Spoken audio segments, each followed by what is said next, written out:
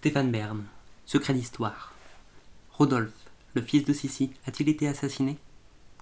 Plus de 130 ans après les faits, le drame qui s'est joué le 30 janvier 1889 à Meyerling continue de susciter bien des interrogations.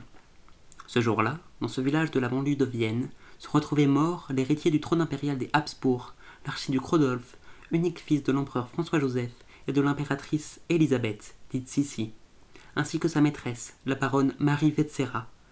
S'agit-il d'un double suicide, comme l'indique la thèse officielle reprise par les films romantiques tels Meyerling de Terence Young avec Catherine Deneuve et Omar Sharif, ou d'un assassinat politique, comme l'affirma la dernière impératrice d'Autriche, Zita, à l'écrivain Jean Descartes. Si ce mystère a tant passionné les historiens, c'est qu'il est annonciateur de la fin de l'Empire autrichien, privé d'héritier direct. Le trône des Habsbourg doit revenir à l'archiduc François-Ferdinand, celui qui sera assassiné en juin 1914 à Sarajevo, entraînant l'Europe dans l'une des pires tragédies de son histoire. Que de pages écrites sur ce drame, qui reste l'une des énigmes les plus incroyables de l'histoire, tant il est vrai que les circonstances tragiques de la mort de l'archiduc Rodolphe de Habsbourg, héritier de la double couronne d'Autriche-Hongrie, ont été rendues encore plus obscures par des communiqués contradictoires et confus du palais impérial.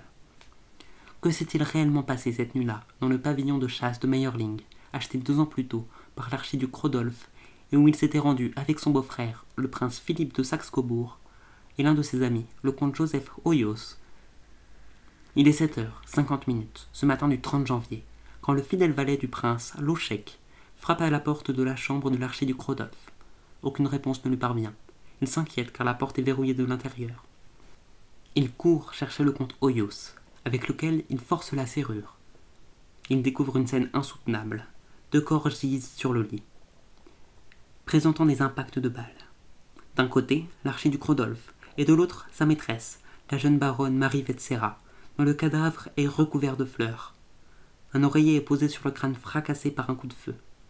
Il faudra quelques heures pour que la nouvelle arrive à Vienne, chez l'empereur François-Joseph, informé par l'impératrice Élisabeth, lesquels préviendront l'épouse de Rodolphe, née princesse Stéphanie de Belgique.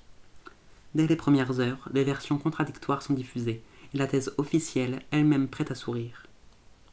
Il y est question de crise cardiaque ou d'apoplexie, alors que l'impératrice Sissi, pour sa part, se déclare persuadée que son fils a été empoisonné.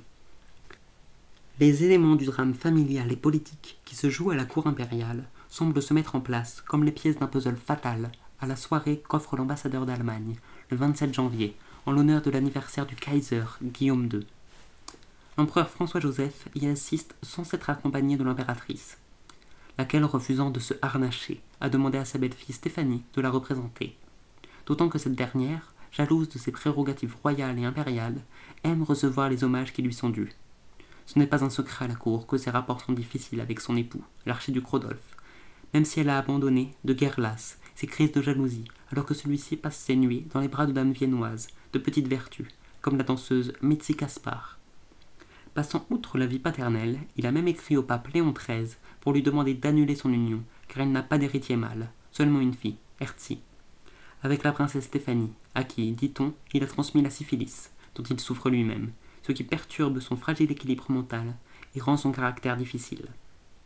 Retrouve-t-on ici, selon l'expression de Célia Bertin, le destin fatal des Wittelsbach, la famille maudite des princes de Bavière, dont Rodolphe est issu par sa mère, Sissi. Avili par l'alcool, la drogue et la débauche, l'héritier du trône souffre visiblement de troubles nerveux, que chacun remarque ce soir-là. D'autant qu'une scène de ménage public est observée par l'assistance. L'archiduchesse Stéphanie est ulcérée. La jeune baronne Marie Vetsera, maîtresse de son époux, a osé paraître au bal aux côtés de sa mère, l'intrigante baronne Hélène, et s'est permis de toiser la princesse sans ployer le genou devant elle. Quant au rapport de l'archiduc Rodolphe et de son père, ils sont frais, pour le moins. Ils ont échangé une poignée de main virile, un peu plus longue qu'à leur habitude, et quelques mots. Ont-ils parlé de l'incroyable initiative prise par l'archiduc de soutenir le comte hongrois Étienne Caroli, qui tente, en vain, de se rebeller contre un projet de loi prévoyant la germanisation forcée de l'armée pluriculturelle des Habsbourg? Pour beaucoup, l'archiduc a comploté contre son père. Pour l'heure, la version officielle se met en place. 3 jours plus tard, dans le pavillon de chasse de Meyerling, l'archiduc Rodolphe aurait convaincu sa maîtresse, Marie Vetsera, éprise d'absolu, de l'accompagner dans la mort. Seule issue pour lui. Il la tue d'un coup de pistolet dans la tempe, avant de retourner l'arme contre lui. Le palais impérial, qui tente dans un premier temps de dissimuler la présence de Marie Vetsera, est prisonnier d'une terrible contradiction. Accréditer la thèse du suicide, mais obtenir du pape une licence pour inhumer religieusement le prince dans la crypte des Capucins. C'est en ce qui, dans les télégrammes de François-Joseph, a fini par convaincre Léon XIII de délivrer l'autorisation. La nouvelle thèse officielle parlera de suicide dans un moment d'aliénation. Ces communiqués contradictoires vont finalement faire le jeu d'une nouvelle hypothèse, celle d'un assassinat politique. Selon des témoignages de l'époque, émanant de ce qui vire le corps de l'archiduc aussitôt après son décès, on relève des éléments troublants. Le mobilier de la chambre de l'archiduc a été renversé et cassé, comme s'il y avait eu une bagarre, et le corps de Rodolphe présentait des signes de lutte, selon sa propre sœur Gisèle. Il avait les mains tellement abîmées qu'on les avait cachées sous des gants noirs. Comment expliquer aussi qu'une fenêtre ait été défoncée de l'extérieur? Et à qui appartenait le revolver qui a tué l'archiduc, car ce n'était pas le sien? Toutes sortes de thèses sont nées pour chercher l'origine du bras armé qui aurait fait assassiner le prince. À qui aurait pu profiter le crime? En premier lieu, à l'Allemagne et à Bismarck, qui s'inquiétaient à raison de la francophilie de l'archiduc, mais aussi au milieu ultra-conservateur, qui redoutait une libéralisation excessive du régime impérial et les amitiés de Rodolphe pour les milieux progressistes et radicaux.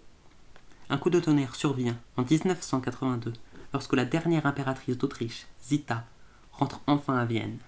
Elle fera à Jean Descartes des révélations saisissantes qui éclairent d'un jour nouveau le drame de Meyerling et réduisent en lambeaux la thèse romantique du double suicide. En effet, François-Joseph a pris la peine de faire jurer à tous ses proches de garder le silence absolu sur les détails du drame pour cacher un secret. Je n'ai pas pu faire autrement, l'existence de la monarchie était en jeu, confia-t-il. Selon l'impératrice Zita, il s'agit ni plus ni moins d'un assassinat politique. On a éliminé Rodolphe parce qu'il n'avait pas voulu, malgré ses révoltes contre l'autorité de son père et leurs divergences de vue sur l'Empire, soutenir un complot qui visait à le détrôner. Pour la dernière impératrice, il faut y voir la main de Georges Clemenceau, qui avait écrit à propos des Habsbourg. Entre ces gens-là et nous, il y a une guerre à mort. Sans doute avait-il échafaudé un plan pour renverser les alliances et rompre l'union entre l'Autriche et l'Allemagne, avec laquelle il voulait en découdre. Prophétique, Rodolphe avait dit à son oncle Charles-Louis « Il y a beaucoup à critiquer dans la politique de mon père, mais la critique a ses limites. Je suis un fils loyal de l'empereur. Je dévoilerai sans scrupule cette conspiration, mais si je le fais, on me tuera. » Beaucoup de documents ont disparu mystérieusement, mais il n'en demeure pas moins que le drame de Meyerling apparaît de plus en plus clairement comme un assassinat politique maquiné en suicide. Avec la volonté manifeste, dès 1889, de déstabiliser l'empire des Habsbourg sur lequel reposait l'équilibre de l'Europe.